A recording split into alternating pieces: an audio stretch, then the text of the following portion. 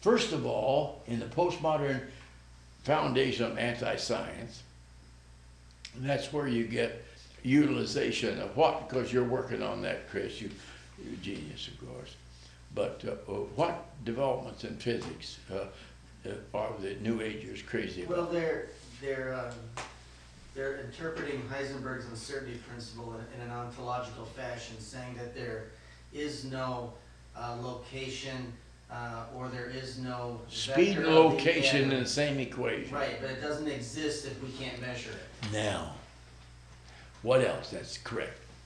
There's also radical quantum physics. Oh.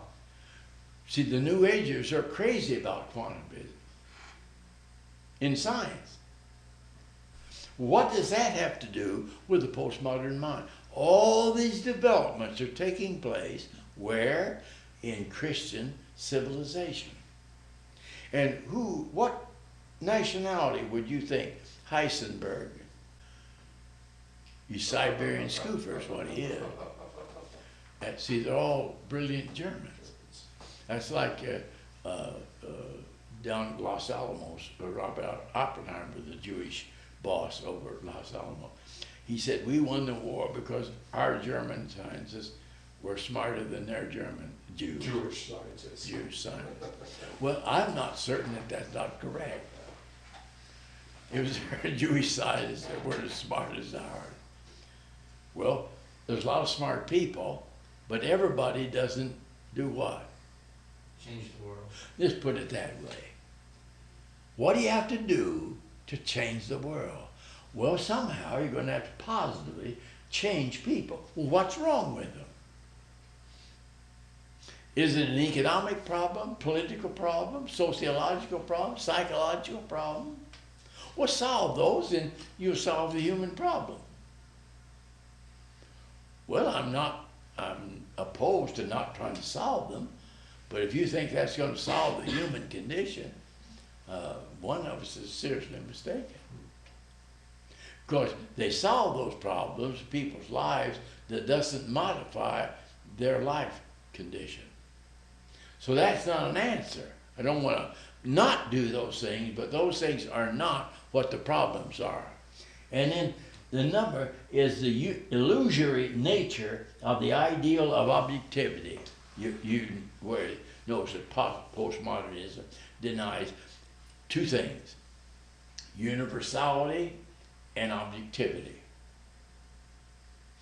Because if objectivity and universality is the case, that means that the human knowing system doesn't want.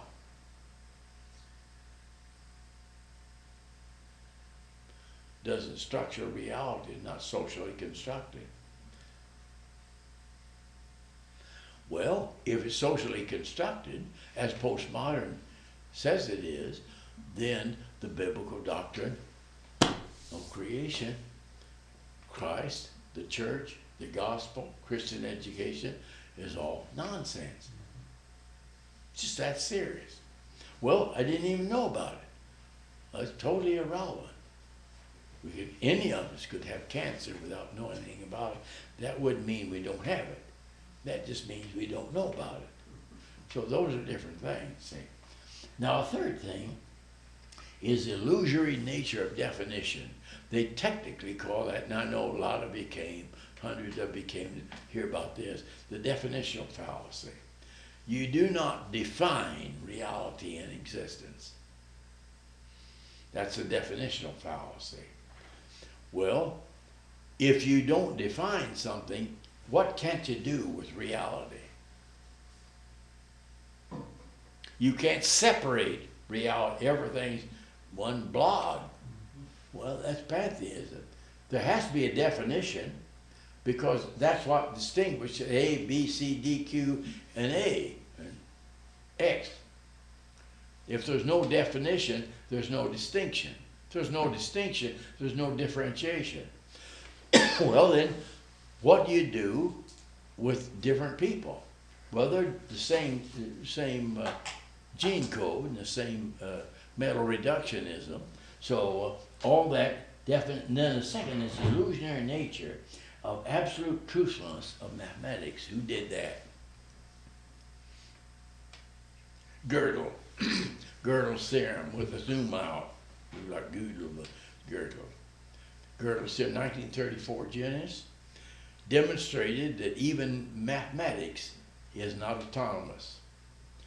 Well, praise God for that. That was an attack on Russell and Whitehead's Principia. Now, people don't know Russell and Whitehead's Principia, don't know why this genius spent all of his time showing the difficulty and defects of these two geniuses. I'd think he'd be out of work, you know, but Gödel just happened to be clever than Russell and Whitehead, that were by no means secondary programs. So Gödel demonstrated that even so the scientific method is no longer absolute and final. Mathematics is absolutely not final. And language is going to get the same shaft. So there's nothing that's absolute and final in the postmodern world. Not matter,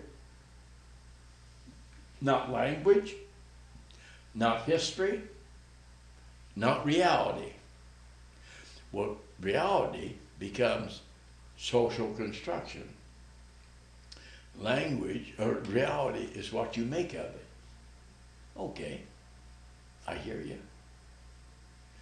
But if that's true, not only is biblical Christianity complete nonsense, but it's the whole foundation of the scientific and academic discussion. So, the breakdown of the mechanical concept of causality. Now, in Newton's mechanics, everything was reducible to equations that reduced to materialism. That means ultimate reality is matter. Well, if ultimate reality is matter, what do we know as Christians? We don't matter. That we don't matter. Or we're nothing but a handful of dust, or we're nothing. Well, that'd go hard for people that claim to be Christian. But any reductionism is deadly to Christianity. And another thing, not the essence of a factor, but the relationship. Now, what do we have in the 50s, 60s, and 70s in Western culture? It's mentioned a word that ought to just jump right out at you. The relational revolution. Remember that? Relational, it's revolutions. Relationship with people. If you just had constructive relationship, everything would be fine. Well, fine, but how do you get it? Oh, Woodstock. Huh? Woodstock. Yes. Yeah, no. Oh, Peace and love generation. is that right? Does that look like that's a solution? No, not really. Well, it destroyed more than it structured. But all these are postmodern. All of them stemming from distortion of Heidegger, distortion of science in the ultimate sense. Science is nothing but, just like everything else, social construction.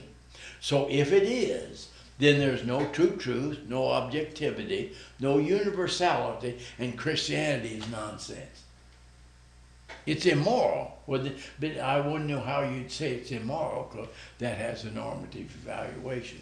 So you couldn't even make such a statement. It'd just be another coping fantasy. Now what you could do is become a Hindu and meditate on your navel and not speak, because the minute you speak, I gotcha.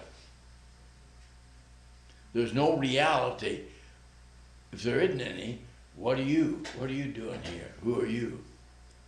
I'm nothing.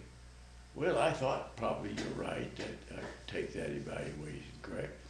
But the minute a Hindu speaks, it violates his entire worldview. As far as I know, most of them speak. I don't know that they become mute just so they don't violate their own position. I think get a different position. Because I'm not interested in liquidating all the Hindus just because you have an impossible worldview. You can't live with it. Huh? Does that make sense? All these things are unpacking. The greatest outbreak of non-Christian religion and New Age religions, where did it happen?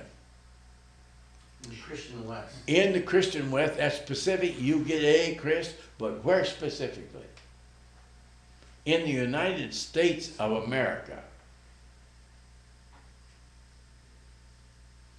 There's more Eastern religious invasion in the past half century, along with almost 1,000 new groups. Every day somebody comes along with a new, and they get followers, they get disciples. So this is the most religiously diverse culture in the history of the world. Where? United States. Oh, I thought it was Christian. Maybe Obama's correct. He says it's not Christian. He may be correct, but he's not correct for the reason he gave. Well, here, these are just some of the things that unpacked in our culture. That they have to be traced because most people just wouldn't believe it. So education should say, can we go through some of these unfolding things, economics, politics, worldview analysis, can we do that so we can see where the problems came from? Is that a project that merits a continued evaluation? See, just improving an error is not helpful. Like Ptolemy improving the geocentric. It was wrong. Just fixing up its errors didn't fix it. Well, so you can't just fix up something that's wrong, because that will also come unglued. It won't work. So I'm not a pragmatist, but I think the truth ought to work. But the truth has conditions of working. There are conditions where truth doesn't work. There's no question about that. But anyway, it's life or death, objectivity, universality, truth is all kaput in the postmodern mind. Where these are just some of the things. Epistemology, logic, mathematics, every category has gone the way of all flesh in Western Christian civilization. I think that's our present condition in the 21st century in America. Does that make any sense? Then what do we have? Huh? Then what do we have? I'm sorry. Then what do we have? What's left? Well, see, without whatever that nasty word is, recovery of biblical Christianity, there isn't any word. There's no word from outside. I mean, there's no word from inside. Mm-hmm. There's only a word from outside. Doc, do you believe that one thing that may help a recovery might be that people perhaps in some kind of tacit or intuitive way know that while postmodern gobbledygook might sound good, that it's just not real? Kind of like that marriage that you enter into when you meet some girl in Vegas, and 3 hours later you get married, but then you wonder, gee, is this relationship really real? So people maybe crave. They don't want to just eat. Well, virtual reality will kill you every time. No question about that. So they just don't want to eat like postmodern Twinkies. They want something real, and so maybe they tacitly understand that a more traditional worldview like biblical theism makes more sense. Because you mentioned Twinkie program. Yeah. If there's no real Twinkie, you can't have a what kind of Twinkie? You can't have a fake. If there's no real 10 or 20 or $100 bill, there can't be any counterfeit. Counterfeiters only counterfeit things of value. You don't counterfeit sand. far as I know, now somebody will start doing that, but